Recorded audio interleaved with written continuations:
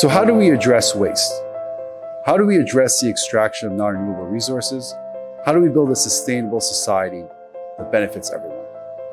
Part of our sustainability challenge is at a system level, a once-through, take, make, waste system.